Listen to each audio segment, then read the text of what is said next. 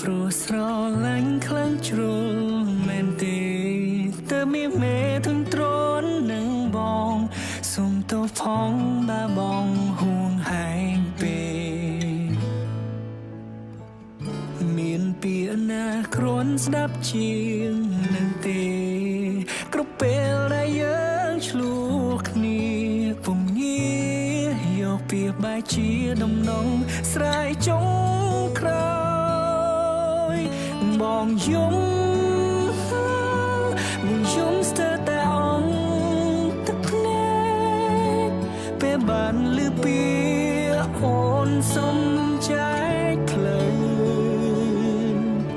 ខូចចិត្តនឹងពីអូនសុំមកស្រឡាញ់គ្នាធ្វើអ្វីបើរូបស្រីធ្វើយ៉ាងនឹងទេថាបងជឿចាប់ចង់ប្រាប់ថាបងនឹកអូននឹងតែបងមិនហ៊ានខកទៅឡើយព្រោះខ្លាចត្រានត្រើយធុញទ្រាំនឹងបងពេលឮសំឡេងទូរស័ព្ទមកប្រញាប់ស្ទុះទៅមើលសង្ឃឹមថាអូននឹងខកឬមួយផ្ញើសាររកបងក៏ចិត្ត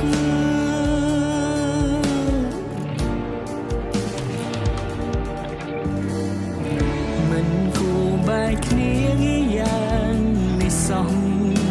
អស់ចិត្តក៏សូមបងបែកស្រស់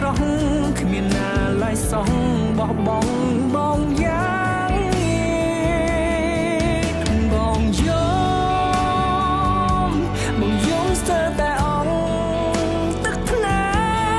កពេលបានឮពីអូនសុំចែកផ្លូវខូចចិ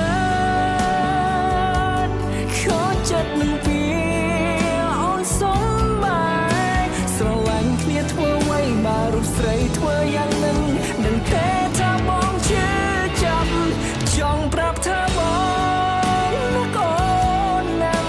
តែបងមិនហ៊ានខកទៅឡើយព្រោះខ្លាចត្រានត្រើយធុញទ្រាំនឹងបងពេលឮសំឡេងទូរស័ព្ទមកប្រញាប់ស្ទុះទៅមើលសង្ឃឹមថាអូននឹងខ